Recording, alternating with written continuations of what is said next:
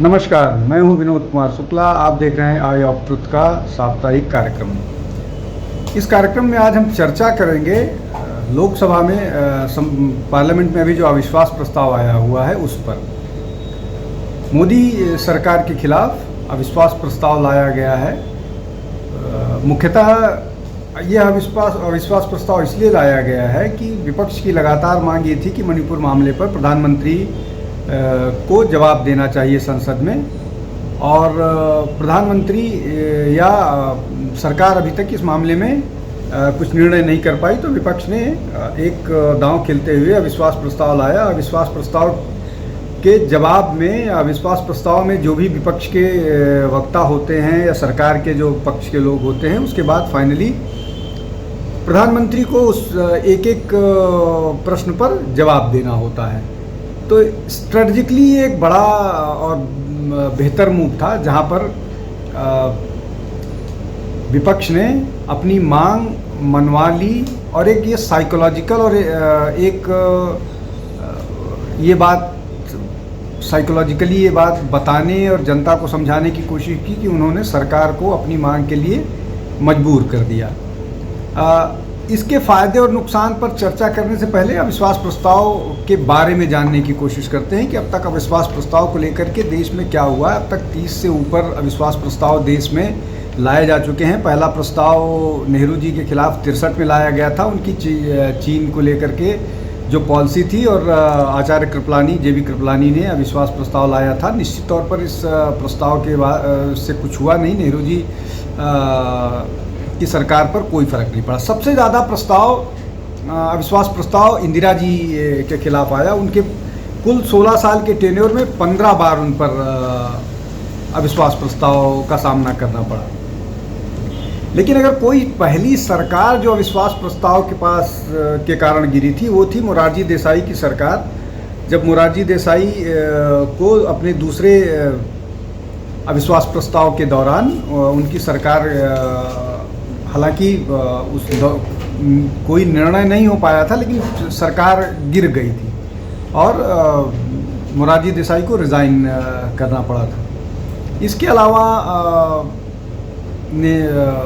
वाजपेयी जी के खिलाफ, या नरसिम्हा राव जी के खिलाफ, या राजीव गांधी के खिलाफ, इन सब के खिलाफ अविश्वास प्रस्ताव आए, और सब ने अविश्वास प्रस्ताव का सामना किया।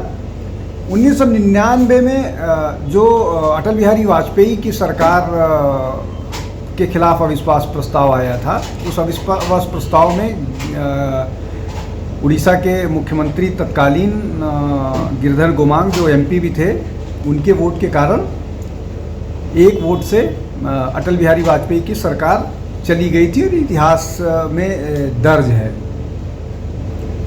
मोरारजी देसाई के खिलाफ Y Chavan no confidence motion लेके आए थे। बहुत सारे प्रधानमंत्री ऐसे भी हुए हैं जिनके खिलाफ कोई अविश्वास प्रस्ताव नहीं आया, जैसे वीपी सिंह के खिलाफ कोई अविश्वास प्रस्ताव नहीं आया, इंद्र कुमार गुजराल के खिलाफ कोई अविश्वास प्रस्ताव नहीं आया, चंद्रशेखर जी के खिलाफ कोई अविश्वास प्रस्ताव नहीं लाया गया।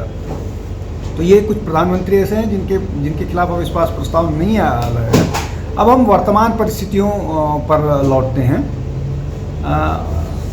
मोदी सरकार का ये दूसरा टेन्योर है, और मोदी सरकार को ये जो अविश्वास प्रस्ताव है, दूसरा अविश्वास प्रस्ताव है जिसको मोदी सरकार या प्रधानमंत्री नरेंद्र मोदी सामना करेंगे। पहला अविश्वास प्रस्ताव लगभग 199 मतों से मोदी जी के पक्ष में रहा था, और सरकार उनकी अच्छी तरीके से चली थी। अब इसके जो निहितार्थ लगाए जा रहे हैं, क्या इसका प्रभाव होगा, इससे क्या फ़ायदा होगा। महत्वपूर्ण बात यह है कि इस पर सरकार को घेरने के लिए विशेष रूप से मणिपुर के मामले पर विपक्ष ने कमर कस ली है, और विपक्ष के सभी नेता अपने जितने भी उनके तर्कस में तीर हैं, उसके साथ सरकार पर आक्रमण करेंगे, घेरेंगे, और सरकार को जवाबदेही बनाएंगे। लेकिन उसके पीछे का कारण क्या है? उसके पीछे का कारण ये है कि लगभग 9 महीने चुनाव में बचे हुए हैं। लोकसभा में जब आप अविश्वास प्रस्ताव करेंगे तो उसका एक मैसेज जाएगा, देश को बताने की ये कोशिश की जाएगी कि ये सरकार पूरी तरह से जनता के हितों, देश की सुरक्षा और इन सब चीज़ों को लेकर के नाकामयाब रही है और इसलिए इस पर हमारा विश्वास नहीं है और इस सरकार को जाना चाहिए। तत्कालिक तौर पर तो इसमें कुछ होता हुआ दिख नहीं रहा है, इसलिए कि सरकार ब्रूट मेजॉरिटी के साथ पावर में है और पूरी तरह से, लेकिन उसकी पॉपुलैरिटी को लेकर के अलग अलग व्यू है। कुछ लोगों का ये कहना है कि सरकार की पॉपुलैरिटी लगातार गिर रही है। कुछ लोगों का ये कहना है कि जो लोग इस तरह की बात कर रहे हैं वो बायस्ड हैं, उनको ग्राउंड रियलिटी मालूम नहीं है, ज़मीनी हकीकत से वो दूर हैं।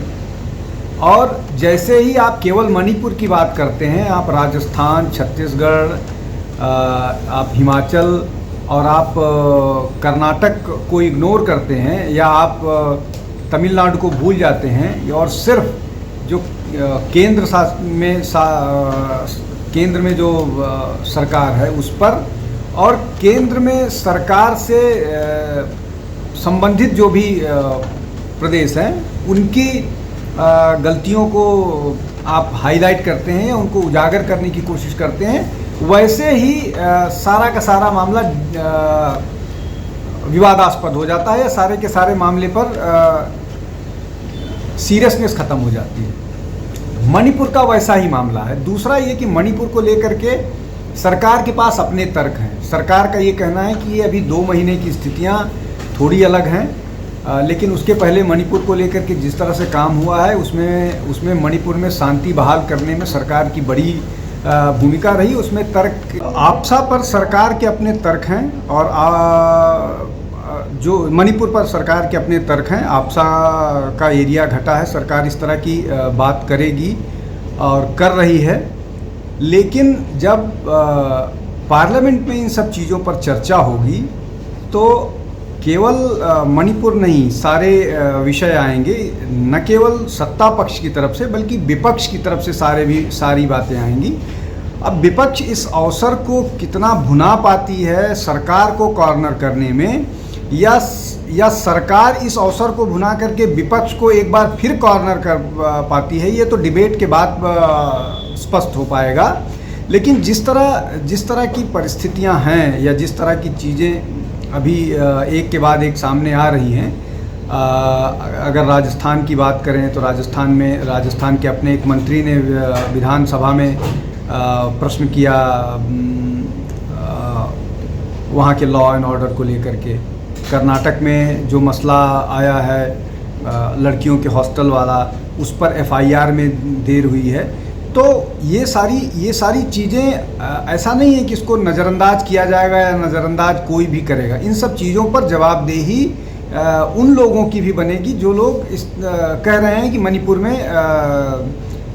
मणिपुर में सरकार नाकामयाब। निश्चित तौर पर मणिपुर में सरकार की, केंद्र और प्रदेश सरकार की असफलता है। वहाँ पर बहुत कुछ किया जाना चाहिए था और अब तक हो जाना चाहिए था, लेकिन जिस तरह की परिस्थितियाँ वहाँ पर हैं और जिस तरह के आर्मी, सेमी आर्मी जैसे लोग वहाँ पर एक दूसरे पर आक्रमण कर रहे हैं, एक दूसरे के खिलाफ वायलेंट हुए हैं, वो एक बड़ी समस्या बन गया है। लेकिन समस्या बन जाना और सरकार को अपनी जवाबदेही से बचना, ये दोनों अलग चीज़ें हैं। सरकार को इस पर कुछ ना कुछ करना पड़ेगा। लेकिन फिर हम विषय पर लौट के आते हैं कि ये जो पूरा का पूरा अविश्वास प्रस्ताव का मामला है, इस अविश्वास प्रस्ताव में जितने भी विषय उठेंगे उस सब विषय को प्रधानमंत्री को जवाब देना पड़ेगा। इसको विपक्ष की सफलता के रूप में जानिए, लेकिन विपक्ष के जवाब में सरकार कितनी हमलावर होगी, प्रधानमंत्री कितना एग्रेसिवली बात को रखेंगे और इसको जनता के सामने किस तरह से पहुंचाया जाएगा, जनता के सामने किस तरह से ये सब कुछ पहुंचेगा, ये निश्चित तौर पर आने वाला समय बताएगा कि इस अविश्वास प्रस्ताव को विपक्ष फ़ायदा उठा पाती है या सरकार अपने फ़ायदे में उठा लेती है एक बार फिर। एक बात स्पष्ट है कि इसका अभी की सरकार पे कोई फ़र्क नहीं पड़ेगा, लेकिन 2000 के चुनाव में इसका जो भी इम्पैक्ट होगा वो आने वाले समय में बताएगा। बहुत बहुत धन्यवाद। हमारे चैनल आई ऑफ ट्रुथ को सब्सक्राइब कीजिए यूट्यूब पर, इसे फॉलो कीजिए फेसबुक पर, इंस्टाग्राम पर, ट्विटर पर और कू पर। हमारे चैनल के बारे में फीडबैक देने के लिए हमें मेल कीजिए ioftruth.6@gmail.com पर।